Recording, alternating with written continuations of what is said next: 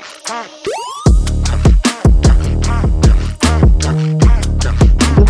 are a really cosmopolitan company.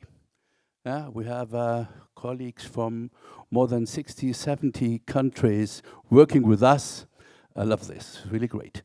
And sometimes you have people, and then our next slammer, she is cosmopolitan in herself.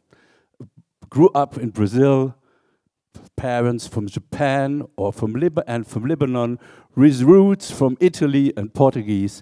And here on stage, she will tell you something about Mother Earth and her greedy kids. Welcome, Isa.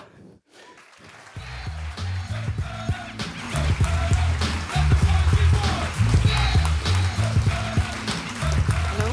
Hello. Hi. Hi, everybody. My name is Isabella, and I have been in love with science and art since I was a small kid. For a long time, this was a conflicting thing for me. I didn't know which one to choose, so I'd just like to quickly thank everybody involved in the slam and the audience for opportunities like this that shows us that sometimes we can combine both, and in doing so, create something joyful and magical. So huge thanks from my side. And now, ladies and gentlemen, without further ado, once upon a time, in a planet that was blue, a great artist once lived in. Her name was Nature. She was mostly green. Now, nobody knows when Nature was born, how she became an artist, or where she came from. We only know her famous artworks, her organic style, her wild brushstrokes. You must have seen her wonderful displays. Her art surrounds us in countless ways. For exhibitions travel near and far, north, south, west, east, wherever you are. Yeah, Nature was busy, booked, top of the top. And no artist could match her. She worked non-stop. No pause, no break, no room to recover. And yet, somehow, she was also a mother. She had many kids, but Sapiens, the outlier, was born with a spark, always playing with fire. Curious and clever, he was driven by the puzzles of learning what, how, and why. But from start on, he carried a dangerous pride, a hunger for greatness that he could not hide. He looked up to his mom, looking one day to match the success of Nature the Great. Just like Nature, he loved to create. When I grow up, I'll be an artist, Sapiens said. And he did. He made things no one seen before, skyscraping cities, machines that roared. A tool-making genius, he tamed the light. He traveled the moon, he learned how to fly. He connected the globe to World Wide Web, and he fought off plagues with vaccines and meds. But with pride in his chest, his ambition burned brighter. Could he outdo Nature? Could he rise any higher? So he craved the challenge and asked for a test, a chance to prove he could rival the best.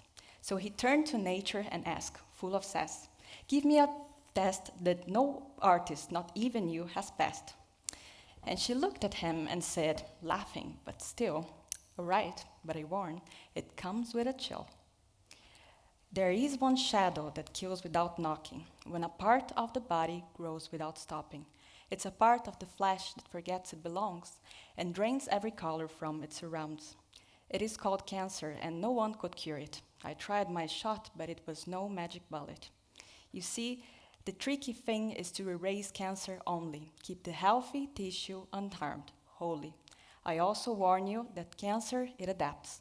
It hides, it dodges, it counterattacks. Are you in or are you out? She asked. And he replied, I'm in, and I'll master your task. So he tried, and he tried, but got stuck, perplexed. How could cancer be so damn complex? He wondered what Nature attempted in the past, and searched the artwork she did for this quest. The immune system. Mwah. It was a Nature's masterpiece, themed body defenses against foes and diseases. From the outside, it looked like subway networks, small busy tubes connecting small busy nodes. But if you jumped into the art, Mary Poppins style, you would be in the immune world, all colorful and wild, surrounded by immune cells dancing in sync. Each had own color, complementary and distinct. Sapiens was confused. What's with the color frenzy? He thought it was too much, all the color made him dizzy. But you see, in the immune world, color was armor, not chaos, not flare. It sharpened immune cells to detect and repair. More shades, more ways to spot what wasn't right, to uncover different threats and do right during a fight. And among the immune crowd, one cell stood apart, brilliant, adaptive, a color-shifting piece of art.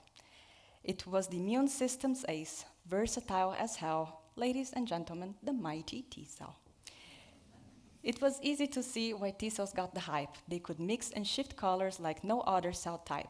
And in the immune world, where more colors meant more features, T-cells were rainbows, all-purpose immune figures. Now, some of the colors that the T-cell could unlock enabled them to fight cancer and whatnot. Wait, what? No, stop. Sapiens was wowed. T-cells fight cancer, I need to know how. So he searched for T-cell's technicolor source and found on its surface an antenna of some sort. He just knew this was the key to T-cell success, and unlocking this antenna made Sapiens obsessed. So time after time, he searched for explanations, linking the antenna and T-cell color combinations. Then slowly a mechanism started to unfold, a lock and key dance between the T-cell and its foe. See, when nature made a T-cell, she started with shape. So she shaped the antenna to detect danger, decide fate. And here's how it works.